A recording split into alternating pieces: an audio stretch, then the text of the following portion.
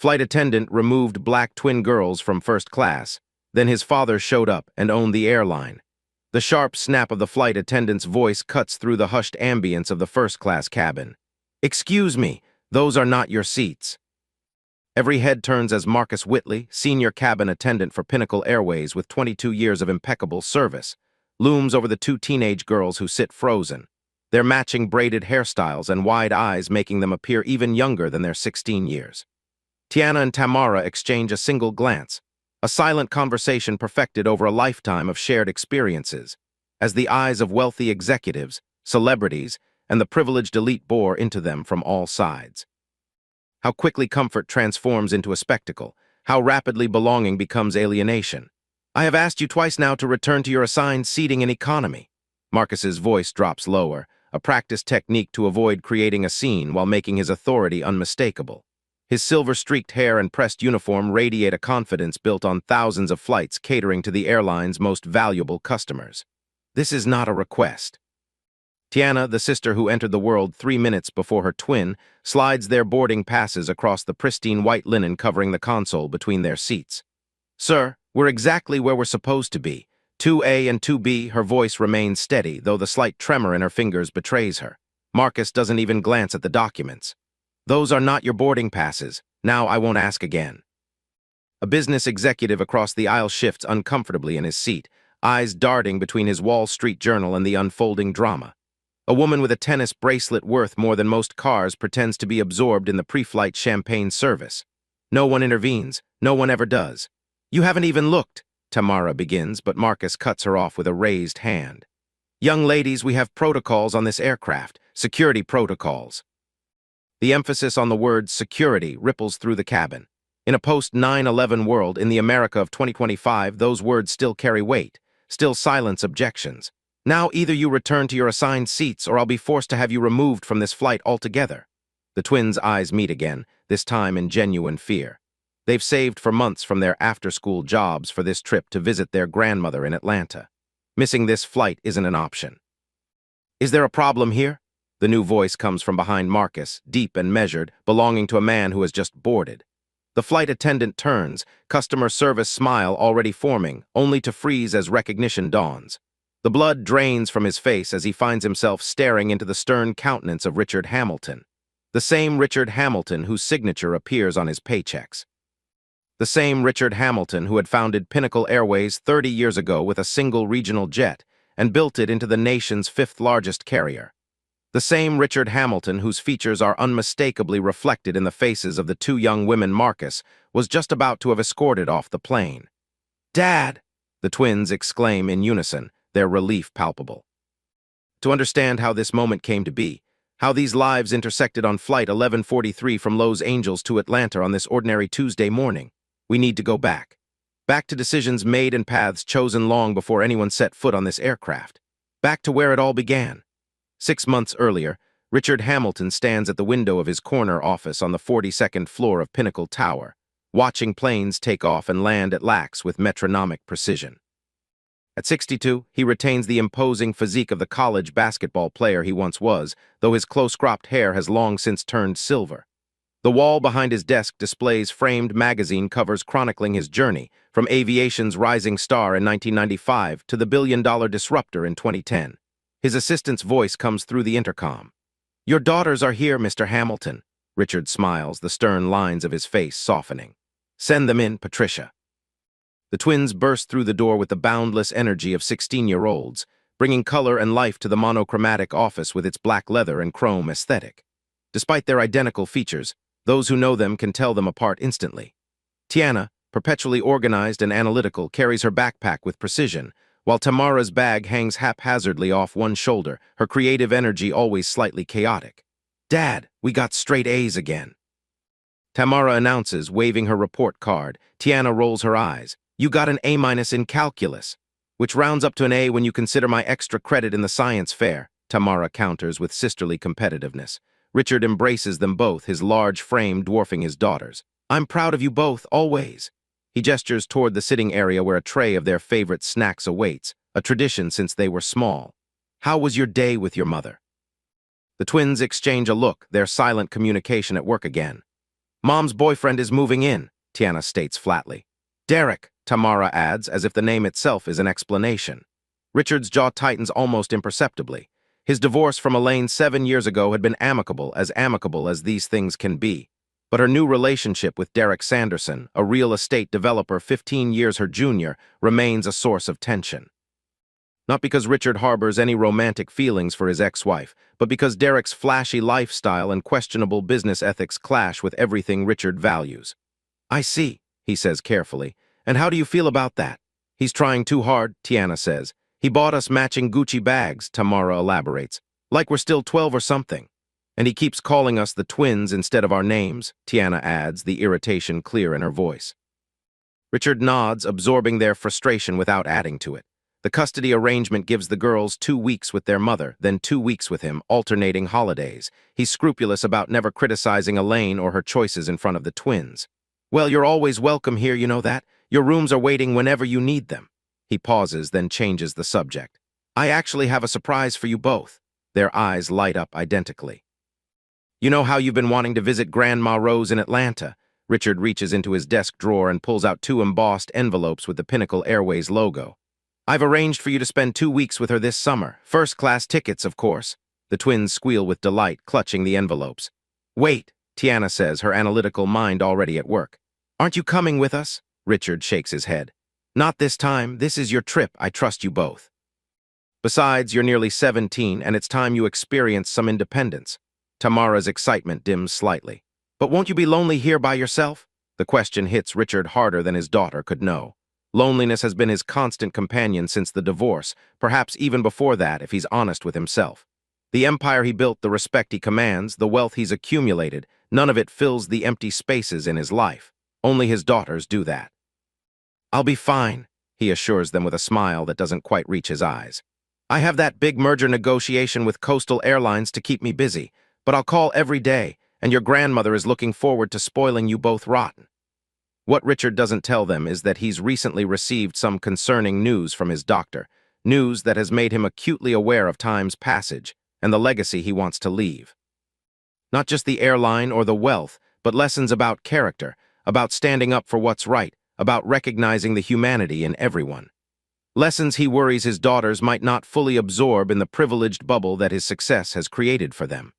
He glances at the twins as they excitedly discuss their upcoming trip, their futures stretching bright and limitless before them. They've never known struggle the way he did growing up in South Central Los Angeles in the 1970s, never had doors closed in their faces because of the color of their skin.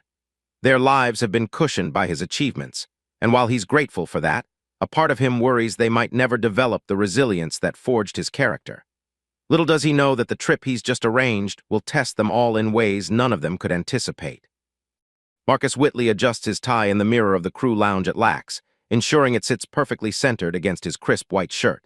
At 49, he takes immense pride in his appearance and professionalism. The Pinnacle Airways uniform, navy with silver accents, has been a constant in his life through marriages and divorces, through economic booms and recessions, through the drastic changes in the airline industry post 9/11. Senior Cabin Attendant Whitley, his reflection says back to him. A title earned through decades of service, of smiling through turbulence both literal and figurative, of placing the needs of passengers above his own. The profession wasn't his first choice. He dreamed of becoming a pilot in his youth, even completed 2 years of the necessary schooling before family circumstances forced him to abandon that path. But he'd made peace with his career trajectory long ago, finding satisfaction in the respect his position commanded. Looking sharp as always, Marcus, says Denise, a fellow flight attendant entering the lounge. At 61, she's one of the few crew members who has been with Pinnacle longer than Marcus. Ready for the Atlanta run? Always, he straightens his shoulders. First class is full today. 2 board members, a film producer, and that tech CEO who always wants his martini with exactly 3 olives. Denise chuckles. And let me guess, you've memorized all their preferences already. Marcus allows himself a small smile. It's my job to anticipate needs before they're expressed. This attention to detail is what earned him his senior position, what keeps him assigned to the most prestigious routes, what makes him valuable to Pinnacle Airways, to Richard Hamilton. The name triggers a complex emotion in Marcus. Admiration, certainly. Hamilton's rise from nothing to aviation magnate is the embodiment of the American dream. But there's something else, too. A twinge of resentment, perhaps, that some doors opened easily for Hamilton while remaining firmly shut for others. Marcus would never admit this aloud, considers himself above such pettiness, but the feeling lingers nonetheless. "Did you hear about the changes coming?" Denise asks, lowering her voice even though they're alone in the lounge. "Word is Hamilton's negotiating a merger with Coastal." Marcus frowns. "Where did you hear that?" "My son-in-law works in corporate finance. Says it's all anyone's talking about in the executive suites." She sighs. "You know what mergers mean?" "Redundancies," Marcus says, the word bitter on his tongue. "Streamlining." "Exactly, and guess who's usually first to go? The senior staff with the highest salaries." Denise taps her name badge, which, like Marcus's, bears the gold star denoting over 20 years of service. "People like us." The information settles heavily on Marcus. At his age, starting over at another airline would be challenging, if not impossible.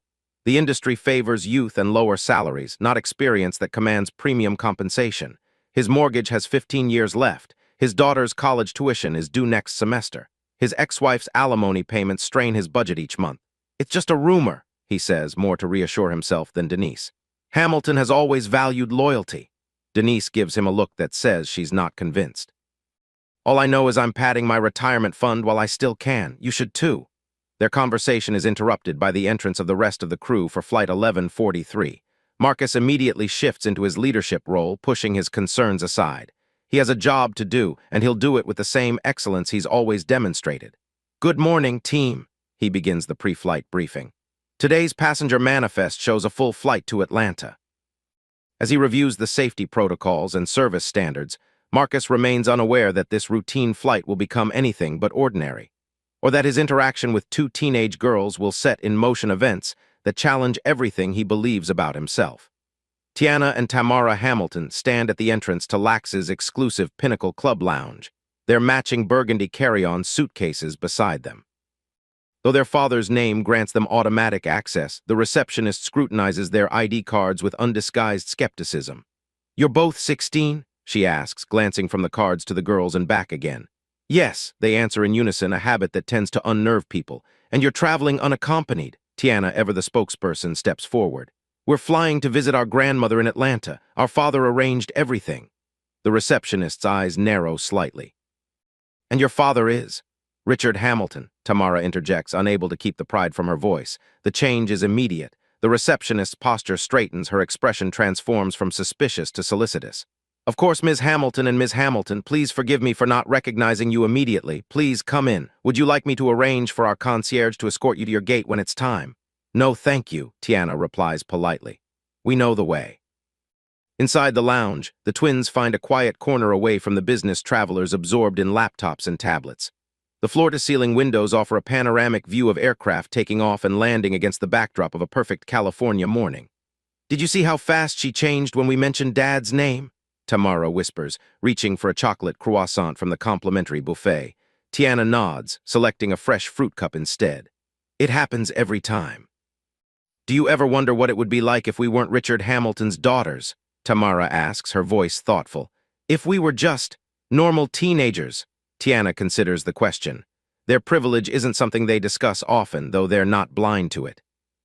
Their private school education, their comfortable lifestyle divided between their mother's Malibu beach house and their father's penthouse apartment, their access to opportunities most teenagers can only dream of, all of it stems from their father's success. "I don't think we'd be that different," Tiana finally says. "Dad would have made sure of that no matter what." Tamara isn't so certain. Their father rarely speaks about his childhood or the obstacles he faced, but they've pieced together enough from comments by their grandmother and from articles they've read online. Richard Hamilton grew up poor in South Central Los Angeles, raised by a single mother who worked 3 jobs. He earned a scholarship to UCLA, worked nights to pay for expenses his scholarship didn't cover, and still graduated summa cum laude.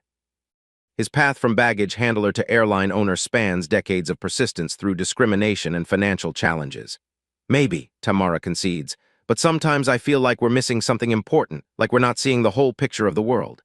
"Is this about that documentary you watched last week? The one about privilege?" Tamara sighs. "Partly, but also, don't you ever feel like people treat us differently, not just because of Dad's money, but because of how we look?" The question hangs between them. Though their mother is white and their features reflect their mixed heritage, they are undeniably black women in America. Their father has had the talk with them, the careful instructions about how to interact with police, the warnings about assumptions people might make. But their wealth and their father's name have insulated them from many of the harsh realities faced by others who share their skin color. Sometimes, Tiana admits. Remember that store in the mall last year? The one where the security guard followed us around? Tamara nods. And Dad's reaction when we told him about it. Their father had been furious, had personally called the store manager and the mall management. The security guard was fired within days. Another problem solved by Richard Hamilton's influence. Boarding will begin in 30 minutes for Pinnacle Airways Flight 1143 to Atlanta, announces the PA system, interrupting their conversation. The twins gather their belongings, the moment of reflection passing as excitement about their trip resurfaces. They visited their grandmother before, but never on their own. 2 weeks in Atlanta, exploring the city's rich black history and culture, being spoiled by Grandma Rose's legendary cooking. It promises to be an unforgettable experience. Race you to the gate, Tamara challenges with a grin. Tiana rolls her eyes but smiles. We're not 12 anymore, remember. But as they exit the lounge, their pace quickens nonetheless, their steps perfectly synchronized, a reflection of the bond that has defined them since before birth. They're unaware that their journey will test that bond in unexpected ways, or that the next few hours will change the course of multiple lives, including their own. The first-class cabin of Flight 1143 represents the pinnacle of luxury air travel. 16 spacious pods arranged in 4 rows of 4, each offering complete privacy, lie-flat seats upholstered in hand-stitched leather, and personal service that rivals 5-star hotels. The cabin's subdued lighting and muted color palette create an atmosphere of exclusive tranquility. Tiana and Tamara board before most other passengers, their first-class tickets granting them priority access. They find their assigned seats, 2A and 2B, and settle in with the wide-eyed appreciation of teenagers experiencing such luxury for the first time without their father's presence. These seats are bigger than my bed, Tamara whispers, running her hand over the soft leather. Tiana explores the amenities, the designer toiletry kit, the noise-canceling headphones, the tablet that controls everything from the seat position to the cabin temperature. Dad really went all out. Ladies, welcome aboard. A flight attendant approaches with a warm smile. Her name tag reads Sophia. May I offer you a pre-departure beverage? Perhaps our signature mocktail? The twins accept gratefully, exchanging a glance that acknowledges the novelty of being treated like adults. As other first-class passengers board, Tiana notices their curious glances. 2 teenagers in a cabin typically populated by business executives and wealthy travelers are an anomaly. Most smile politely before turning their attention to their own comfort, but a few stares linger uncomfortably long. A well-dressed couple in their 60s takes the seats across the aisle. The woman, dripping in tasteful jewelry, gives the twins a quick assessment before leaning toward her husband. Standards certainly have changed, she murmurs, just loud enough to be heard. Tamara stiffens beside Tiana, who squeezes her sister's hand in warning. They've encountered similar comments before, the assumption that they don't belong in certain spaces, that their presence somehow diminishes the experience for others. Their father taught them to rise above such pettiness, to understand that it reflects the limitations of others, not their own worth. The final boarding call sounds, and the remaining passengers file in. The flight is nearly full when Marcus Whitley enters the first-class cabin, clipboard in hand, conducting a final check before departure. His gaze sweeps efficiently over the seated passengers, pausing momentarily on the twins. Something flickers in his expression, surprise, perhaps, or disapproval, before his professional mask returns. He approaches with measured steps. Good morning, ladies, he says, his tone courteous but cooler than Sophia's had been. Are these your assigned seats? Tiana nods, already reaching for their boarding passes. Yes, sir, 2A and 2B. Marcus glances at the documents without taking them. I see. And you're traveling unaccompanied? Yes, Tamara answers. We're visiting our grandmother in Atlanta. I see, Marcus repeats, making a notation on his clipboard. Well, please let us know if you need anything during the flight. He moves on to welcome the other passengers, his demeanor noticeably warmer with each subsequent interaction. What was that about? Tamara whispers once he's out of earshot. Tiana shrugs, though a sense of unease has settled in her stomach. Probably just surprised to see teenagers in first class. The cabin door closes and the safety demonstration begins. As the aircraft pushes back from the gate, the twins send a final text to their father, a selfie with the caption, "Thanks for the upgrade, Dad, love you," before switching their phones to airplane mode. Richard Hamilton, sitting in a meeting across town, smiles when he receives the message. His daughter's excitement is evident in their beaming faces, and he feels a momentary pang at not accompanying them. But this trip is important for their independence, he reminds himself. And unknown to them, it's a test, not of their abilities, but of the world they'll inherit. A world he's increasingly concerned may not have progressed as much as he'd hoped. He sends a quick reply. Enjoy every moment. Call when you land. Love you both, before returning his attention to the Coastal Airlines executives seated across from him. The merger discussions are reaching a critical phase, and millions of dollars hang in the balance. But as the meeting resumes, his thoughts remain partially with his daughters, flying eastward at 500 miles per hour. Flight 1143 reaches cruising altitude without incident, the mild turbulence during ascent barely noticeable in the well-insulated first-class cabin. The seatbelt sign dims and the flight attendants begin their service routine with practiced efficiency. Marcus Whitley approaches the galley where Sophia is arranging the premium liquor selection for the first beverage service. "I'll take the first 4 rows," he says, adjusting his cuffs. "You handle rows 5 through 8. Sophia raises an eyebrow. "I thought we agreed I'd take the window section and you'd take the aisle. That's how we usually do it." "Making an adjustment today," Marcus replies, his tone making it clear the decision isn't open for discussion. "The VIPs are concentrated in the front rows." What he doesn't say, what he doesn't need to say to a colleague who has worked with him for years, is that he prefers to personally attend to the highest status passengers. It's how he maintains his position, how he ensures the commendations and performance bonuses that supplement his salary, how he secures his future. "Whatever you say, boss." Sophia's smile doesn't reach her eyes as she hands him the premium champagne. "The Jameson party in 3C and 3D requested this specifically." Marcus begins his service routine at row 1, where a tech executive and a film producer are already deep in conversation about potential collaborations. He serves them with the perfect balance of attentiveness and discretion, anticipating needs before they're expressed, inserting himself only when appropriate. Years of experience have taught him to read people instantaneously, who wants conversation, who prefers silence, who might cause problems, who might write a commendation. When he reaches row 2, the twins have their heads together, giggling over something on Tamara's phone. They look up as his shadow falls across them, their expressions sobering immediately. "May I offer you a beverage?" Marcus asks, his professional smile firmly in place. "Ginger ale, please," Tiana requests. "Same for me," Tamara adds. Marcus pours their sodas with the same ceremony he'd use for champagne, but his smile has cooled by several degrees. As he places linen cocktail napkins before them, he notices the designer bags stowed beside their seats, the expensive sneakers, the subtle but high-end jewelry. A familiar resentment stirs within him. Kids these days, he thinks, with everything handed to them. Flying first class like it's their birthright, never having to work for anything. He doesn't consider that his assessment might be unfair, doesn't question the assumptions underlying his irritation. The twins represent to him a generation that expects luxury without earning it, that navigates spaces once reserved for those who had proven their worth through years of hard work and achievement. "First time in first class?" he asks, the question itself implying they don't belong. "No," Tiana answers politely. "We've flown first class before. With your parents, I assume." "Sometimes," Tamara says, her tone growing defensive. "Our dad travels a lot for business." Marcus nods, filing away this confirmation of his assumptions. Rich parents, privileged kids, probably using daddy's frequent flyer miles for an unnecessary upgrade. In his mind, the story writes itself, requiring no further evidence. "Well, enjoy your flight," he says, the words professional but the delivery cool. "The lunch service will begin in approximately 1 hour." As he moves to the next row, Marcus doesn't notice the look the twins exchange, doesn't see the hurt his dismissive tone has caused. He's already focused on the couple in 3C and 3D, who represent the type of passenger he values, adults with obvious wealth and the power to influence his career trajectory. Meanwhile, in the cockpit, Captain Sarah Chen reviews the flight data with her first officer. "Weather looks clear all the way to Atlanta," she notes, scanning the radar. "We might even arrive a few minutes early." "Always a bonus," First Officer James Wilson replies.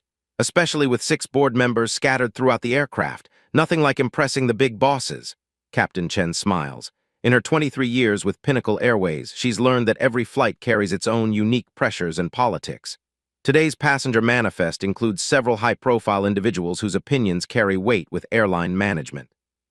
But Chen focuses on what matters most, the safe operation of the aircraft and the comfort of everyone on board, regardless of their status or influence. "Speaking of bosses," Wilson continues, "did you hear the rumor about Hamilton's health? My cousin works in corporate headquarters, says the big man has been in and out of medical appointments for weeks. Chen frowns. That's not something we should be speculating about, James. Mr. Hamilton's health is his private business. Wilson has the grace to look chastened. You're right, sorry.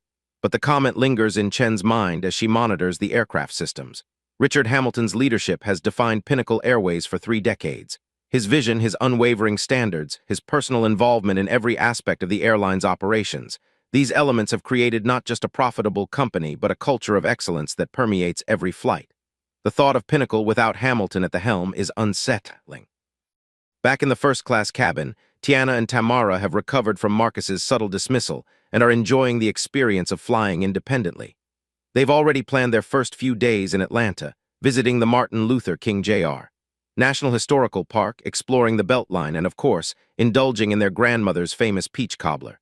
Do you think Grandma will still try to make us go to church with her? Tamara asks, scrolling through the in-flight entertainment options. Tiana laughs. Definitely. You know how she is about Sunday service, says we need spiritual grounding to balance out all that California influence. Dad never makes us go to church, Tamara points out. That's because he and Grandma have different views on religion. Remember that argument they had last Christmas? Tamara nods, recalling the tension between their father and grandmother. Richard Hamilton respects all faiths but practices none, while Rose Hamilton's Baptist faith has been her anchor through decades of hardship and joy. It's one of the few subjects on which father and daughter disagree fundamentally. Ladies, would you care to see our lunch menu? Marcus has returned, menus in hand, his professional demeanor intact though still lacking the warmth he shows to other passengers. The twins accept the menus with polite thanks. After Marcus moves on, Tamara leans toward her sister. Is it just me, or does he seem to have a problem with us? Tiana hesitates. She's always been the more diplomatic twin, the one who gives people the benefit of the doubt. Maybe he's just having a bad day. Or maybe he doesn't think we belong here, Tamara counters, voicing the suspicion that has been building since they boarded. Don't jump to conclusions. That's what Dad always says, remember. But as the flight progresses, subtle evidence accumulates. When lunch is served, Marcus places their trays with perfunctory efficiency while engaging other passengers in friendly conversation. When Tamara's entertainment system malfunctions, Marcus takes 20 minutes to respond to their call button, though he appears instantly when summoned by the businessman in 1D when turbulence briefly interrupts the smooth flight. Marcus checks on every first-class passenger except the twins. The pattern is too consistent to ignore, too deliberate to dismiss as coincidence. By the time the flight enters its 3rd hour, both girls have withdrawn into a quiet discomfort, their earlier excitement dimmed by the realization that even in 2025, even in first class, even as the daughters of Richard Hamilton, perhaps especially as the black daughters of Richard Hamilton, they can be made to feel like unwelcome intruders in spaces not historically designed for people who look like them. And then the incident occurs, the moment that will change everything. Marcus Whitley prides himself on maintaining order in his cabin. In 22 years of flying, he's developed an instinct for potential disruptions, for passengers who might compromise the carefully cultivated atmosphere of Pinnacle's first-class experience. The teenagers in 2A and 2B have been triggering that instinct since boarding. It's not just their age, though that's part of it. It's their casual occupation of space that others have worked decades to access, their apparent assumption that the luxury surrounding them is deserved rather than earned. And yes, though Marcus would never admit it aloud, perhaps it's also the contrast between their skin color and the predominantly white demographic of Pinnacle's premium cabins. The lunch service has concluded, and Marcus is conducting a routine cabin check when he notices Tamara stepping out of the first-class lavatory. Her phone is in her hand, and she appears to be taking photos of the cabin. "Excuse me," he says, approaching swiftly. "Photography is not permitted in this section of the aircraft." Tamara looks startled. "I was just taking a selfie in the bathroom mirror for Instagram." "All photography requires prior approval from the cabin crew," Marcus states firmly. It's not strictly true. Pinnacle's policy prohibits photography of crew members and other passengers without consent, but selfies are generally overlooked. But Marcus has found that invoking policy, whether actual or invented, is an effective way to establish authority. "I didn't know," Tamara says, her tone apologetic but her expression confused. "No one said anything when other passengers were taking photos earlier." The implicit accusation of inconsistency, of bias, ignites something in Marcus. The stress of the merger rumors, the pressure of maintaining his position, the constant vigilance required to provide perfect service, all of it converges in this moment, focusing on this teenager who dares to question his authority. "I'm going to need to see your phone," he demands, extending his hand. Tamara takes a step back. "What? No, it's just a selfie. If you have nothing to hide, you shouldn't object to showing me." "I'm not giving you my phone." Tamara's voice rises slightly, attracting attention from nearby passengers. "That's my private property." Marcus lowers his voice to a hiss. "You are creating a disturbance in my cabin. This could be considered interference with a flight crew member, which is a federal offense." The color drains from Tamara's face as she registers the threat. She clutches her phone tighter, looking around for her sister, for any ally in this suddenly hostile environment. Tiana appears beside her, alerted by the tension in her twin's posture even before hearing the confrontation. "What's happening?" "Your sister was taking unauthorized photographs," Marcus explains, his tone suggesting he's caught her in a serious violation. "I've asked to verify the content and she's refusing to comply." "It was just a selfie," Tamara insists, her voice trembling slightly. "In the bathroom mirror." Tiana, always the mediator, attempts to defuse the situation. "I'm sure my sister didn't mean to violate any policies. We'll make sure not to take any more photos for the remainder of the flight." But Marcus has reached the point where backing down would feel like weakness. "This is a security matter now. If you won't voluntarily show me the contents of the phone, I'll need to report this to the captain." The confrontation has now drawn the attention of the entire first-class cabin. The couple across the aisle watch with undisguised interest. The businessman in 1D has lowered his newspaper. Sophia hovers uncertainly in the galley, concerned by the escalating tension but hesitant to undermine her supervisor's authority. "Report what exactly?" Tiana asks, her diplomatic tone giving way to indignation. "That my sister took a selfie? How is that a security matter?"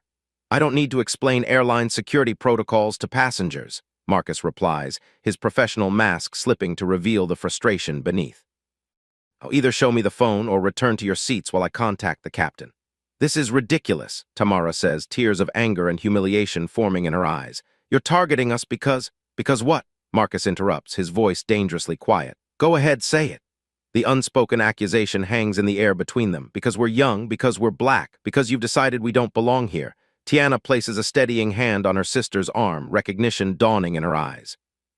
"This isn't about a photograph.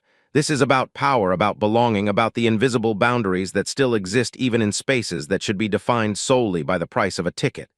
"We'll return to our seats," Tiana says, her voice steady despite the emotion building in her chest. "And we'd like to speak to the captain, please." Marcus nods curtly, interpreting their compliance as victory. "I'll inform Captain Chen of your request. In the meantime, I must ask you both to remain seated for the duration of the flight." As the twins walk back to their seats, whispers follow them. Some passengers look away, uncomfortable with what they've witnessed but unwilling to intervene. Others watch with the detached interest of spectators at a sporting event. No one speaks up. No one challenges the authority being wielded so selectively. Seated again, Tamara's composure breaks. Silent tears slide down her cheeks as she stares out the window at the endless blue sky. "I didn't do anything wrong," she whispers. "Why is he treating us like criminals?" Tiana takes her sister's hand, her own anger carefully controlled. "Because he can, because he thinks no one will stop him." "Should we call Dad?" Tamara asks, reaching for her phone. Tiana hesitates. Their father has always encouraged them to handle their own problems, to develop the resilience that served him so well in his journey. He would intervene in a heartbeat if they asked, would bring the full weight of his influence to bear on anyone who mistreated his daughters. But would that teach them the lesson he wants them to learn, that they must be prepared to advocate for themselves in a world that won't always acknowledge their right to occupy certain spaces? "Not yet," Tiana decides. "Let's see what the captain says first." But as minutes pass with no word from the cockpit, with Marcus pointedly ignoring them during his cabin checks, the twins' uncertainty grows. They've never experienced such blatant unfairness, such arbitrary exercise of authority. Their privilege has largely shielded them from these smaller, everyday injustices that chip away at dignity, at belonging, at the belief that society's promises of equality apply to everyone. And then Marcus returns, his expression grave, his clipboard in hand. Behind him stands another flight attendant, male older with the same gold service star on his name tag. Reinforcements. "Ladies," Marcus begins, his voice pitched to carry just far enough for nearby passengers to hear, "I've spoken with the captain about the incident. In light of your disruptive behavior and refusal to comply with crew member instructions, we have two options." He pauses, allowing the tension to build, his authority to solidify. Either you will be reseated in the economy section for the remainder of the flight, or upon landing in Atlanta, you will be met by airport security for further questioning regarding the unauthorized photography and subsequent disruption. The ultimatum lands like a physical blow. Tamara gasps audibly, while Tiana struggles to maintain her composure. "This is completely unjustified," Tiana protests, her voice remarkably steady given the circumstances. "We haven't disrupted anything. We haven't violated any actual policies." "That determination isn't yours to make," Marcus counters. "Now, what will it be, economy or security?" The choice is no choice at all. Being met by airport security would mean delayed arrival at their grandmother's, would mean explaining to both her and their father why they were detained, would mean a permanent record of an incident that never should have escalated in the first place. "Economy," Tiana answers, the word bitter on her tongue. Marcus nods, satisfied. "Collect your belongings. Charlie here will escort you to your new seats." As they gather their carry-on items, Tamara's tears flow freely now, beyond her control. The humiliation of being removed from first class, of being marched through the cabin like wrongdoers, is overwhelming. Tiana keeps her head high, though her hands tremble slightly as she collects her tablet and headphones. And that's when it happens, the moment captured in the opening scene. The moment when Marcus states loudly enough for all to hear, "Excuse me, those are not your seats." The moment when Tiana presents their boarding passes as evidence of their right to be exactly where they are. The moment when Marcus refuses even to look at the documentation, doubling down on his determination to remove them. The moment when the businessman across the aisle shifts uncomfortably but says nothing, when the woman with the tennis bracelet pretends to be absorbed in her champagne, when Sophia watches from the galley with conflicted eyes but sealed lips. The moment when a deep voice from behind Marcus asks, "Is there a problem here?" The moment when Marcus turns to find himself face to face with Richard Hamilton, who has just boarded the aircraft during its scheduled stop in Denver. A detail of the journey the twins weren't informed about, a surprise their father had planned to celebrate their first independent travel experience. The moment when recognition dawns on Marcus's face, when the blood drains from his cheeks, when he realizes whose daughters he has been systematically belittling for the past 3 hours. The moment when Tiana and Tamara exclaim, "Dad!" In unison, their relief palpable. The moment when everything changes. Richard Hamilton's presence fills the first-class cabin like a sudden change in atmospheric pressure. At 6'3", impeccably dressed in a tailored suit that reflects his position but not his origins, he commands attention without effort. His gaze moves from his daughters' faces, Tamara's tear-streaked, Tiana's rigidly composed, to Marcus Whitley's suddenly pale countenance. "Mr. Hamilton," Marcus stammers, professional composure deserting him entirely. "I didn't realize. We weren't expecting." "Clearly," Richard replies, his voice controlled but vibrating with contained fury. "Now, would you care to explain why my daughters are being asked to leave their assigned seats?" The entire cabin has gone silent. Even the ambient noise of the aircraft seems to have diminished, as if the plane itself is holding its breath. Marcus struggles to formulate a response that won't end his career on the spot. "There was a misunderstanding, sir, a security concern about unauthorized photography." "A selfie, Dad?" Tamara interjects, finding her voice. "In the bathroom mirror, that's all it was." Richard's expression doesn't change, but something shifts in his eyes, a deepening of the anger, a hardening of resolve. "I see. And this selfie constituted a security threat significant enough to remove my daughters from first class. When passengers refused to comply with crew instructions," Marcus begins, attempting to shift the focus from the photograph to the subsequent interaction. "Did my daughters refuse to fasten their seatbelts?" Richard interrupts. "Did they interfere with the safe operation of this aircraft? Did they threaten or harass anyone on board?" "No, sir, but then I'm struggling to understand the nature of their noncompliance." Richard's tone remains measured, but everyone present recognizes the danger it contains. Unless, of course, there's another factor at play here. The unspoken accusation hangs in the air, impossible to ignore, impossible to dismiss. Marcus's face flushes, then pales again. "Mr. Hamilton, I assure you this has nothing to do with. I would never." He falters, aware that every word is digging his professional grave deeper. Richard turns to Sophia, who has emerged from the galley, drawn by the confrontation. "How long have you worked for Pinnacle Airways?" Startled at being addressed directly, Sophia straightens. 15 years, Mr. Hamilton. And in your experience, is it standard procedure to demand to see a passenger's personal phone when they take a selfie, to threaten federal charges for refusing to surrender private property, to present ultimatums about receding or security detention, Sophia hesitates, torn between loyalty to a colleague and the truth that stands plainly before them all. No, sir, it is not standard procedure. Marcus's expression crumples, betrayal mingling with the realization that his career may well end today on this flight in this moment of reckoning. Richard turns back to his daughters. Are you both all right? They nod, though Tamara's tears and Tiana's rigid posture tell a different story. Good. You'll remain in your assigned seats for the remainder of the flight. He shifts his attention back to Marcus. Mr. Whitley, I believe your services are needed in economy class for the duration of our journey to Atlanta. Sophia will attend to the first-class cabin. It's not a suggestion, and everyone present knows it. Marcus nods stiffly, gathers his dignity as best he can, and retreats toward the economy section without another word. Richard takes the empty seat in row 3, directly behind his daughters, declining Sophia's immediate offer of pre-departure refreshments with a polite but firm gesture. The other passengers gradually return to their conversations, their devices, their magazines, though the atmosphere remains charged with the aftershocks of confrontation. As the aircraft prepares for the final leg to Atlanta, Tiana turns in her seat to face her father. You didn't tell us you were joining us in Denver. Richard's expression softens as he looks at his daughters. I wanted to surprise you. Your first independent journey deserved a special welcome at the destination. He pauses, his eyes clouding slightly. I didn't anticipate that the journey itself would become educational. Tamara wipes away the last of her tears. How much did you hear? Enough. Richard's jaw tightens momentarily before he consciously relaxes it. We'll discuss it more when we land. For now, try to enjoy the rest of the flight. Don't let one person's actions diminish your experience. But as the plane ascends from Denver, gaining altitude over the sprawling Rocky Mountains, Richard Hamilton finds himself wrestling with complex emotions. Pride in his daughter's dignity under pressure, rage at their mistreatment, and beneath it all, a profound sadness that despite all his achievements, all his wealth and influence, he cannot fully shield his children from the biases that persist in society.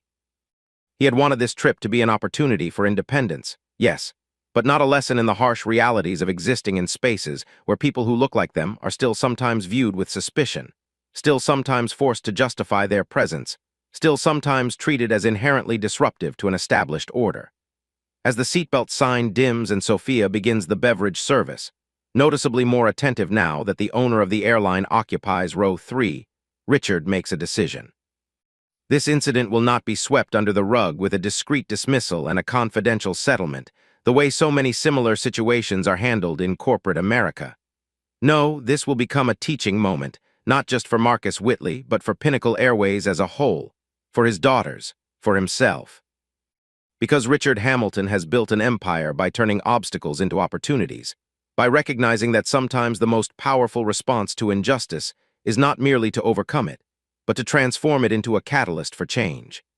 As the flight continues eastward toward Atlanta, none of the passengers in the first-class cabin realize they are witnessing not just the end of one man's career, but the beginning of a profound shift in an entire corporate culture.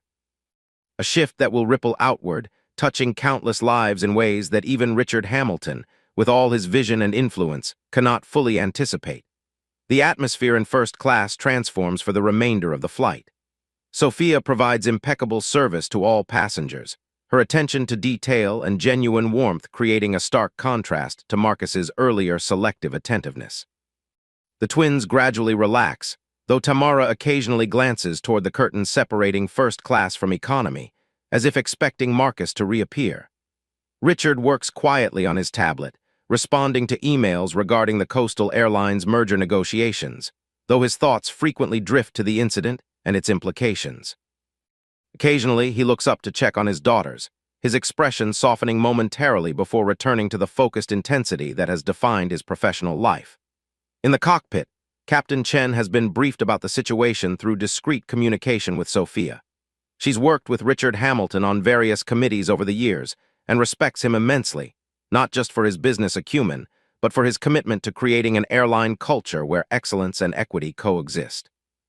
The knowledge that he witnessed his own daughters being mistreated by a senior crew member fills her with professional concern and personal regret. As the aircraft begins its descent into Atlanta, Chen makes a decision. Typically, she would remain in the cockpit during deplaning, emerging only to thank first-class passengers as they exit.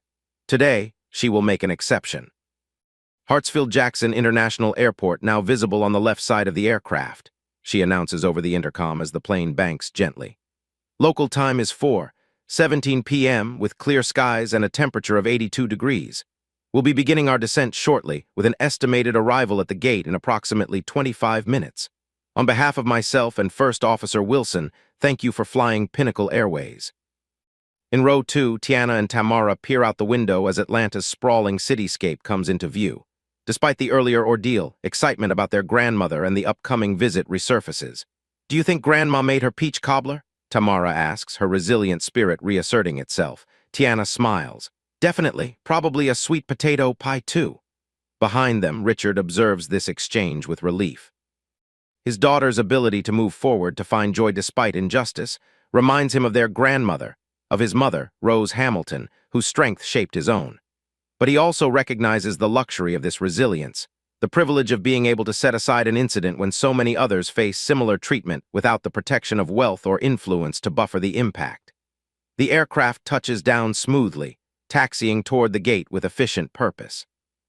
As the seatbelt sign dims for the final time, passengers begin the familiar ritual of gathering belongings and preparing to disembark. Richard signals for his daughters to remain seated, a silent instruction they understand immediately. First-class passengers file past, some nodding respectfully to Richard, others avoiding eye contact, perhaps uncomfortable with having witnessed the earlier confrontation without intervening. The woman with the tennis bracelet pauses briefly. "Mr. Hamilton," she says, her voice lowered, "I want you to know, what happened earlier was unacceptable. Your daughters handled themselves with remarkable poise." Richard acknowledges her words with a nod, though his expression remains reserved. "Thank you for saying so, though I might ask, why didn't anyone speak up at the time?" The woman has no answer, her discomfort evident as she continues toward the exit. As the last economy passengers trickle through, Captain Chen emerges from the cockpit, her uniform crisp, her posture straight, her expression professionally neutral until she reaches row 2. "Mr. Hamilton," she greets him, extending her hand. "I wasn't aware you would be joining this flight in Denver." Richard rises to shake her hand. "A last-minute decision, Sarah, though perhaps a fortunate one under the circumstances." Captain Chen nods, turning to the twins. "Ladies, I want to personally apologize for your experience today. It does not reflect the standards of Pinnacle Airways, nor my expectations as captain of this aircraft." Tiana and Tamara accept the apology with gracious nods, their father's influence evident in their composure. "I've submitted a formal incident report," Chen continues, addressing Richard again. "Mr. Whitley has been placed on administrative leave pending a full investigation." "Administrative leave," Richard repeats, the words carrying a weight beyond their literal meaning. It's the standard corporate response. Remove the problem from view, conduct an internal review, perhaps issue a reprimand or reassignment, but ultimately preserve the system that allowed the incident to occur in the first place. Chen recognizes the dissatisfaction in his tone. "I understand this may seem insufficient, but it's the established protocol for—" "I'm well aware of the protocol, Sarah," Richard interrupts gently. "I helped write it after all, but perhaps it's time to reconsider whether our protocols adequately address the realities faced by certain passengers." The statement hangs between them, laden with implications that extend far beyond one flight attendant's actions or two teenagers' experience. It suggests a reckoning with larger systemic issues, with unwritten rules and unspoken biases that persist despite corporate diversity statements and inclusion initiatives. Chen nods, understanding the magnitude of what Richard is suggesting. "I believe you're right, sir. We'll discuss this further next week," Richard says, his tone making it clear that changes are coming. "For now, my daughters and I have a grandmother waiting to spoil them with home cooking." As they exit the aircraft, the flight crew lined up to bid farewell. Marcus Whitley is conspicuously absent. Richard guides his daughters through the jetway with a protective hand lightly touching each of their backs, a gesture that communicates both support and determination. In the terminal, Rose Hamilton waits at the gate, her elegant 75 years carried with the dignity of a woman who has witnessed America's transformation from the civil rights era to the present day. Her face lights up at the sight of her granddaughters, then registers surprise at the unexpected presence of her son. "Richard, I thought you were tied up with merger negotiations all week," she exclaims as the twins rush forward to embrace her. "Change of plans, mother," Richard replies, leaning down to kiss her cheek. "Sometimes priorities become very clear very suddenly." Rose's perceptive eyes move from her son's face to her granddaughter's, reading the undercurrents of tension despite their smiles. "Something happened," she states rather than asks, her tone leaving no room for evasion. We'll talk about it at home, Richard assures her, after the girls have had a chance to settle in and enjoy some of your cooking. Rose accepts this deferral with a nod, though her expression makes it clear the conversation is merely postponed, not avoided. She links arms with her granddaughters as they head toward baggage claim, her voice warm as she begins telling them about the preparations she's made for their visit. Richard follows a few steps behind, his phone buzzing with messages from the Pinnacle Airways legal department, who have already been alerted to the incident by Captain Chen's report. The corporate machinery is in motion, seeking to contain potential damage, to resolve the situation according to established protocols that prioritize limitation of liability over acknowledgement of underlying issues. But as he watches his mother with his daughters, 3 generations of a family that has navigated America's complex racial landscape with varying degrees of privilege and protection, Richard knows that standard protocols will not suffice this time. Because this isn't just about one flight attendant's actions or 2 teenagers' dignity. It's about the world they inhabit, the spaces they occupy, the assumptions that follow them despite all the progress that's been made. And Richard Hamilton, who built an airline empire from nothing, who overcame barriers that seemed insurmountable, who transformed an industry through sheer force of will and vision, has never been one to accept the status quo when it fails to serve justice. As they exit the terminal into Atlanta's warm evening air, Richard makes a second decision, one that will set in motion events that none of them can fully anticipate, that will test relationships and challenge assumptions, that will ultimately reveal character in unexpected ways. Because sometimes, the most powerful response to injustice is not merely to address its symptoms, but to confront its roots. And Richard Hamilton has never been afraid to dig deep, no matter what he might uncover in the process. Rose Hamilton's home in Atlanta's historic West End neighborhood stands as a testament to her journey and values. The Victorian-era house with its wraparound porch and meticulous gardens reflects both her refined aesthetic and her commitment to preserving Black history and community. Though Richard has offered countless times to buy her a larger, more modern home in Atlanta's wealthiest suburbs, Rose has always declined, preferring to remain in the neighborhood where she raised her son as a single mother, where she taught elementary school for 40 years before retiring. Inside, the aromas of Rose's cooking fill the air: fried chicken, collard greens, mac and cheese, and the promised peach cobbler cooling on the kitchen counter. The dining room table is set with her best china, a family heirloom dating back to her grandmother, who had been born into slavery but lived to see her great-grandchildren attend integrated schools. As the twins help their grandmother put the finishing touches on dinner, Richard sits in the study that once served as his bedroom, making phone calls that will reshape Pinnacle Airways in ways large and small. His voice remains measured, his instructions precise, but those who know him well can detect the controlled fury beneath his professional demeanor. "No, Jeff, administrative leave is insufficient," he tells Pinnacle's head of human resources. "I want Marcus Whitley's employment terminated effective immediately. Yes, I understand the union will object. No, I'm not concerned about precedent in this case. The severance package is generous considering the circumstances, but my decision is final." He ends the call and immediately places another, this time to Patricia, his executive assistant. "Patricia, I need you to clear my calendar for the next 3 days. Yes, including the coastal meetings. Explain that a family matter requires my personal attention. And Patricia, I want a complete review of our customer service protocols ready for my return, with particular attention to how we handle situations involving potential bias or discrimination. Thank you." A soft knock at the door interrupts his next call. Rose enters without waiting for a response, a habit from years of being both mother and father to her only child. She closes the door behind her and takes a seat in the leather armchair facing Richard's temporary desk. "The girls are setting the table," she says. "Now tell me what happened on that flight." Richard sighs, setting down his phone. He knows better than to attempt evasion with his mother, whose perceptiveness has only sharpened with age. He recounts the incident in detail, Marcus's initial coolness toward the twins, the escalation over Tamara's selfie, the ultimatum that led to their attempted removal from first class, and his own timely intervention. Rose listens without interruption, her expression growing increasingly troubled. When Richard finishes, she remains silent for several moments, processing the implications. "Some things change," she finally says, her voice carrying the weight of decades of observation. "And some things remain stubbornly the same. Richard nods, understanding the layers in her statement. Rose Hamilton has lived through segregation, through the civil rights movement, through the election of the first black president, through the racial reckonings of recent years. She has witnessed progress and regression, hope and disappointment in cycles that have defined her generation's experience. The girls handled it with remarkable composure, Richard tells her. Especially Tiana. She was trying to protect Tamara to resolve the situation diplomatically. Just like her father, Rose observes with a small smile. Always the negotiator even as a boy, but Richard, what concerns me is not just what happened, but how it affected them. This was their first real encounter with that particular brand of bias, the kind that questions their right to occupy certain spaces, that assumes they must have broken rules simply by being present. Richard's jaw tightens.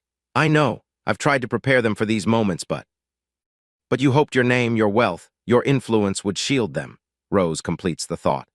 Just as I hoped my education, my professional standing as a teacher would shield you. We all want to believe that if we achieve enough, excel enough, accumulate enough, we can transcend these realities. But America has a way of reminding us otherwise, doesn't it? The question isn't bitter, merely reflective, a distillation of wisdom earned through lived experience. I'm making changes at Pinnacle, Richard says, shifting to more concrete ground. Not just firing Marcus Whitley, but implementing new training programs, reviewing our entire approach to customer service and conflict resolution.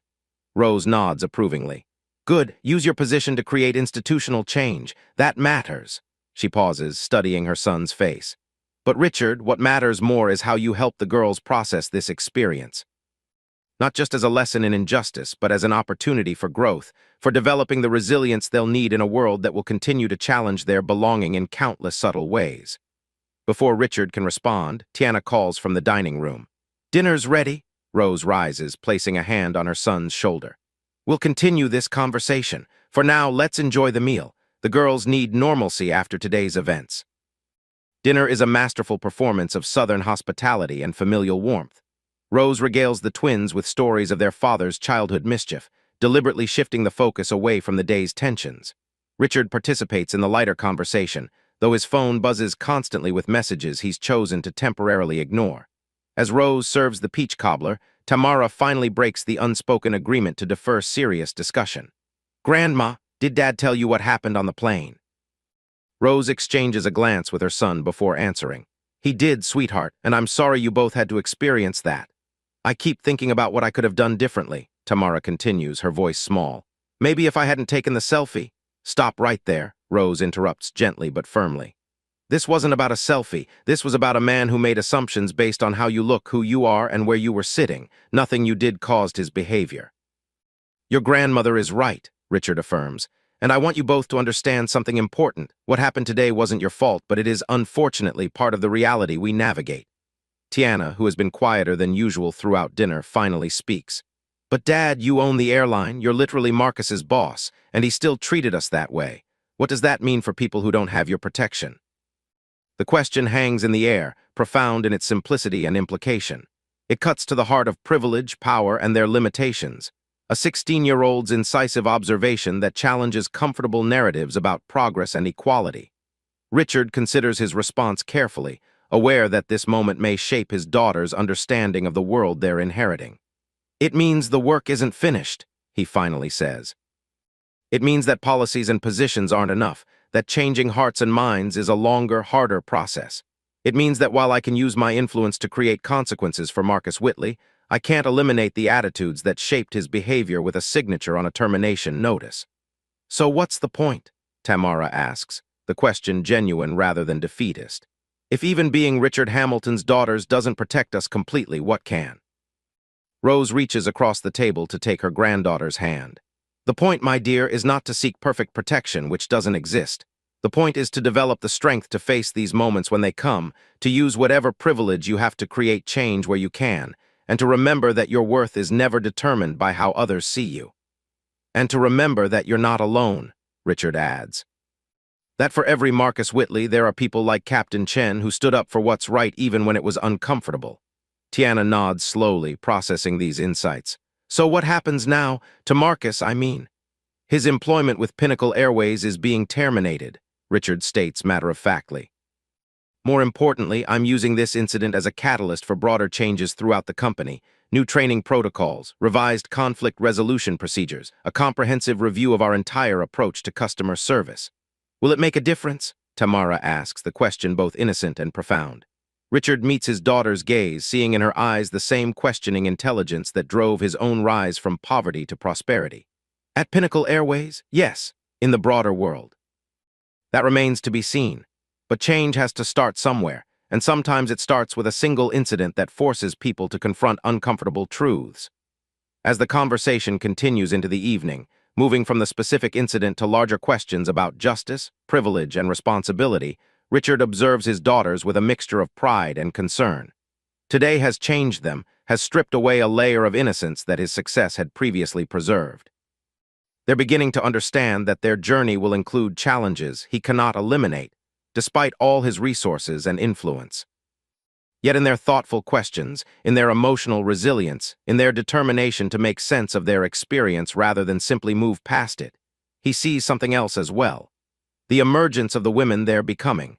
Women who will navigate the world's complexities with grace and courage, who will use whatever advantages they possess to create space for others, who will recognize injustice not as a personal affront, but as a call to action. Later that night, after the twins have gone to bed, Richard sits on the porch with his mother, the sounds of Atlanta's summer evening creating a familiar soundtrack to their conversation. Cicadas hum in the trees, distant traffic provides an urban undertone, and occasionally the laughter of neighbors enjoying the warm night filters through the darkness. "You did well today," Rose tells him, her rocking chair moving in a gentle rhythm. "With the girls, I mean. You didn't minimize what happened, but you helped them see it in context." Richard nods, grateful for his mother's approval, which still matters to him after all these years. "I just hope I'm giving them the right tools to face these situations. God knows they'll encounter more, no matter how much I wish they wouldn't. You can't shield them forever, Richard, nor should you try to. They need to develop their own armor, their own strategies." "I know." He sighs, looking out at the neighborhood where he grew up, where his mother taught him similar lessons decades ago. "I just wanted things to be different for them." Rose's laugh holds no bitterness, only wisdom. "Things are different, not perfect, not completely transformed, but different in meaningful ways. Your daughters fly first class as a matter of course. They attend the finest schools. They have opportunities neither you nor I could have imagined at their age. And yet a Marcus Whitley can still make them feel they don't belong." "Yes," Rose acknowledges. "That tension between progress and persistent bias is the reality they'll navigate throughout their lives, just as you have, just as I have, though each generation faces it in different forms." Richard falls silent, absorbing his mother's perspective, appreciating anew the wisdom that has guided him from childhood to the present day. After several minutes, he speaks again, his voice reflective. "I'm thinking of using this incident as the foundation for something larger than just internal changes at Pinnacle, something that might help address these issues across the entire industry." Rose turns toward him, interested. "What did you have in mind?" "A new initiative focused on equity in customer service, industry-wide training programs, scholarship opportunities for underrepresented groups in aviation." The ideas flow freely now, Richard's entrepreneurial mind already converting challenge into opportunity.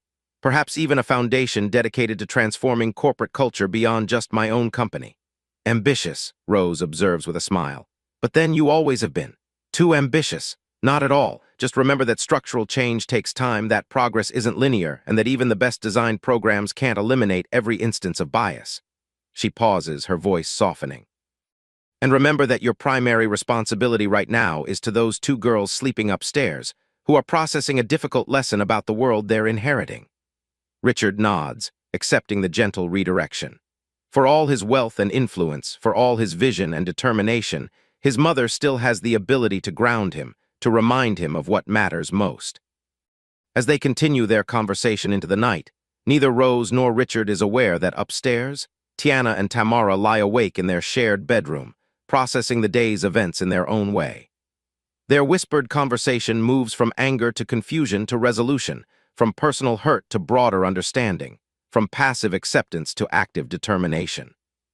By the time sleep finally claims them, the twins have made a decision of their own, one that will complement their father's corporate initiatives with a perspective only they can provide, one that will transform a humiliating incident into a platform for voices that often go unheard, one that will ultimately extend the impact of Flight 1143 far beyond anything Marcus Whitley could have anticipated when he first approached two teenagers who dared to occupy seats he believed they hadn't earned.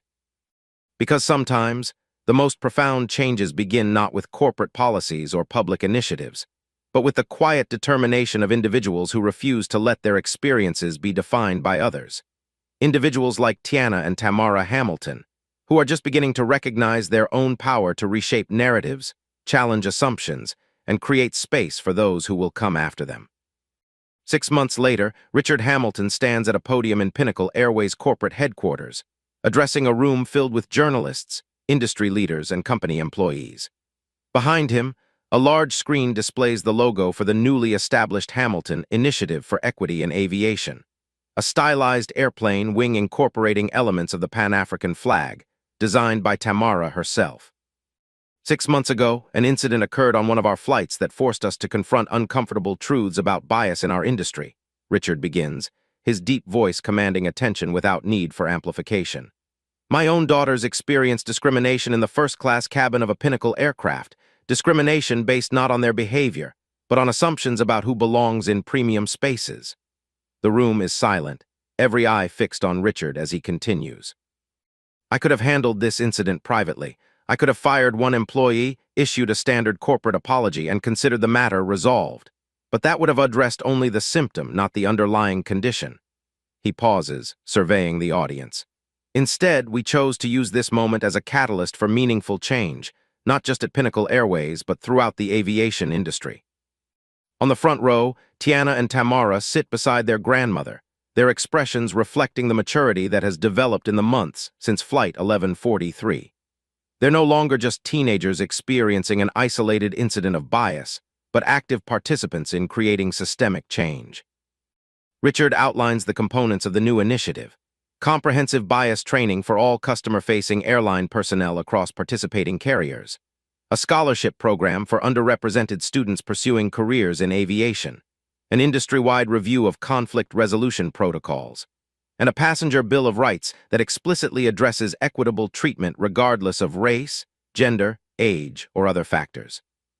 But perhaps the most important element of this initiative, Richard continues, is the one driven not by me but by my daughters. He gestures toward Tiana and Tamara, who rise to join him at the podium. Gone is the hesitation that might have characterized them 6 months ago. In its place is a quiet confidence, a purposeful presence that commands respect despite their youth. Tiana speaks first, her voice clear and steady. The Traveler's Voice Project began with a simple question: how many others have experienced what happened to us, but lacked the platform or privilege to make their stories heard? Tamara continues seamlessly. We created an online forum where travelers could share their experiences of bias or discrimination during air travel.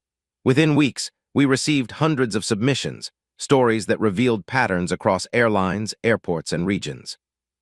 These stories informed every aspect of the Hamilton Initiative, Tiana explains. They helped identify specific training needs, revealed gaps in existing policies, and underscored the importance of accountability at all levels of service. Most importantly, Tamara adds, they transformed isolated incidents into a collective narrative that couldn't be dismissed as misunderstandings or oversensitivity. The twins returned to their seats to enthusiastic applause, their poise and articulation belying their 17 years.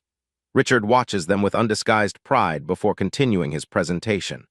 The participating airlines you see listed behind me, including our competitors, have committed to implementing these changes within the next 12 months, because this isn't about competitive advantage. It's about creating an industry that truly serves all travelers with the dignity and respect they deserve. In the months since the incident, Pinnacle Airways has already implemented many of these changes.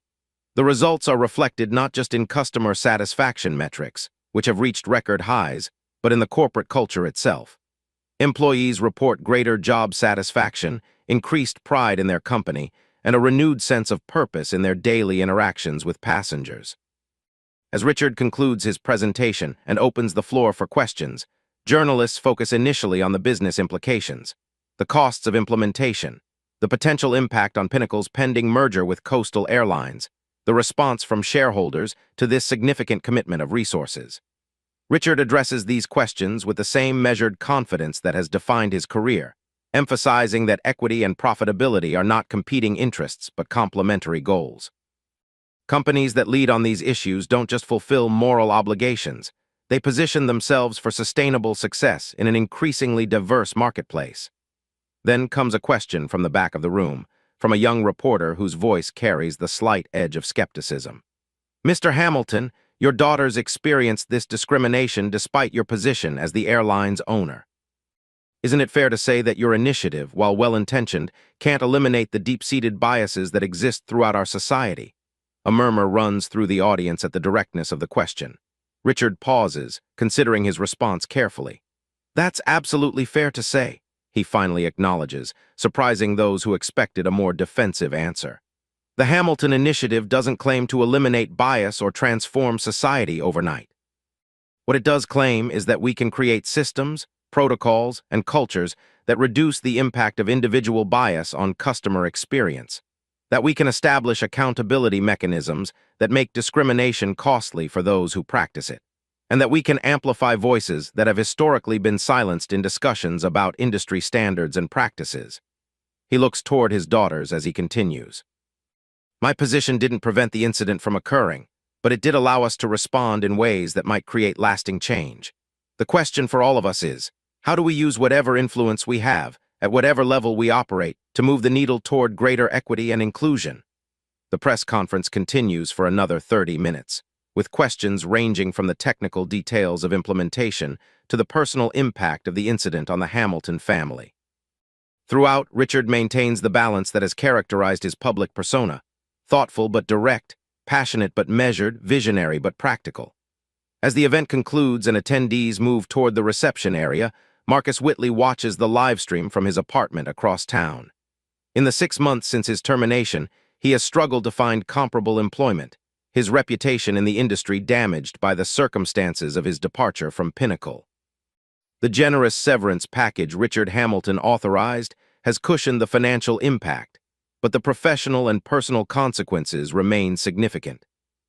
Watching the Hamilton twins address the audience with such confidence and clarity, Marcus experiences a complex mixture of emotions: resentment at how a single interaction derailed his career, grudging admiration for the initiative that emerged from the incident, and perhaps, though he's not yet ready to fully acknowledge it, the first stirrings of recognition regarding his own role in what transpired. Across the city in Rose Hamilton's historic West End home, the family gathers for a celebratory dinner following the press conference. The dining room table is again set with Rose's best china, but this time the occasion is one of achievement rather than consolation. To the Hamilton Initiative, Richard proposes a toast, raising his glass, and to the remarkable young women who helped make it a reality. Glasses clink as Rose beams at her granddaughters. I am so proud of you both, she tells them. Not just for today, but for how you've grown through this experience. Tiana and Tamara exchange a glance, their twin connection allowing unspoken communication. It's Tiana who finally puts their shared thought into words. We've been thinking about next steps, she begins, for the Traveler's Voice project. Richard raises an eyebrow, intrigued. What did you have in mind? We want to expand beyond air travel, Tamara explains eagerly. Create a platform where people can share experiences of bias in all forms of transportation: buses, trains, rideshares, even cruise ships. The patterns we've identified aren't limited to airlines, Tiana adds. They reflect broader issues about mobility, access, and who's perceived as belonging in different spaces.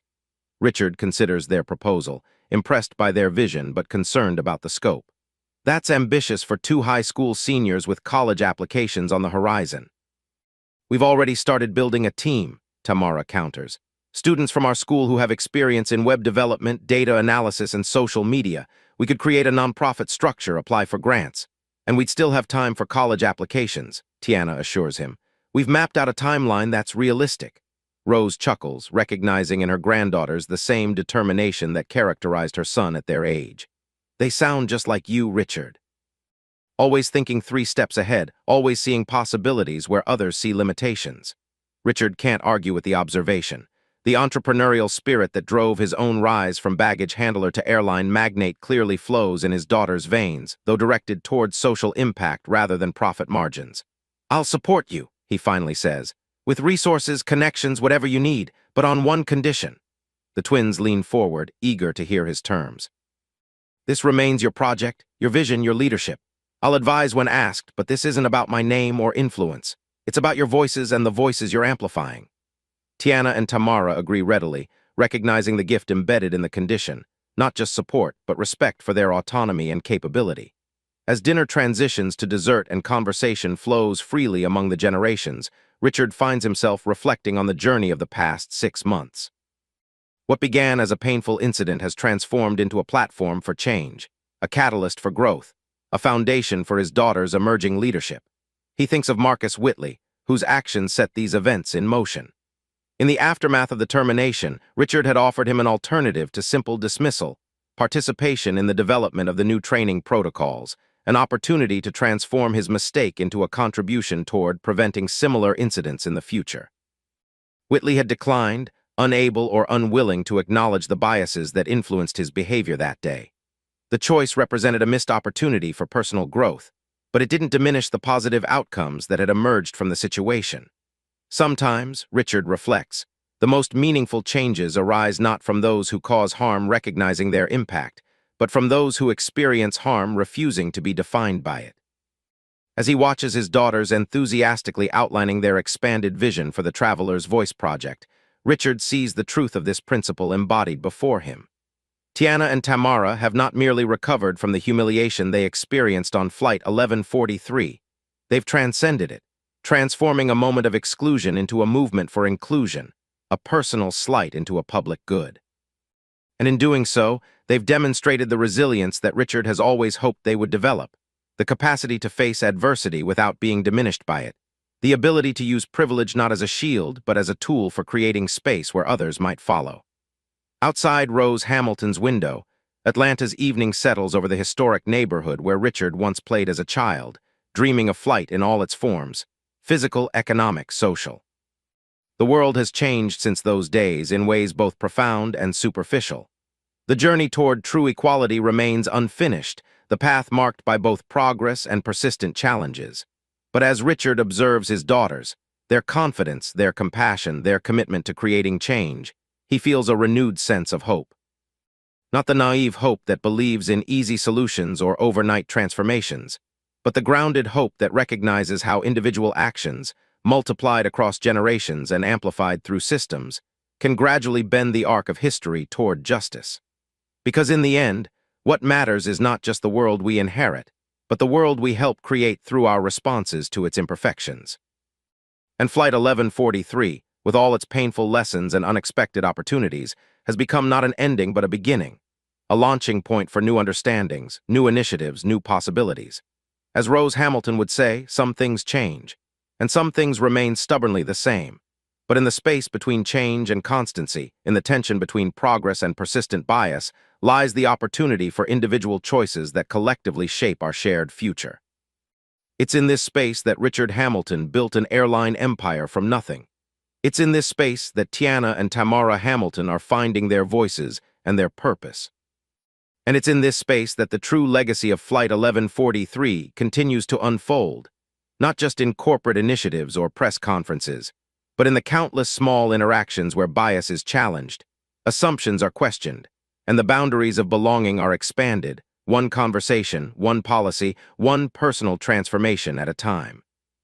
Because sometimes, the most powerful response to injustice is not merely to overcome it, but to transform it into a catalyst for change that extends far beyond the original moment, touching lives in ways that even those directly involved could never have anticipated.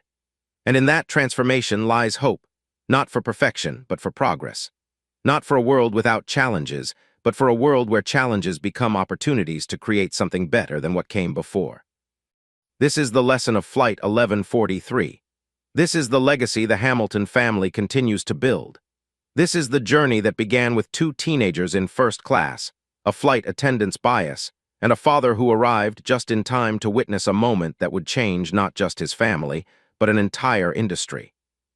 A journey that continues, even now, as you finish reading these words and consider your own role in creating spaces where everyone belongs, where dignity is not determined by appearance or assumption, where justice and equity are not abstract principles but lived realities reflected in daily interactions, corporate policies, and societal structures.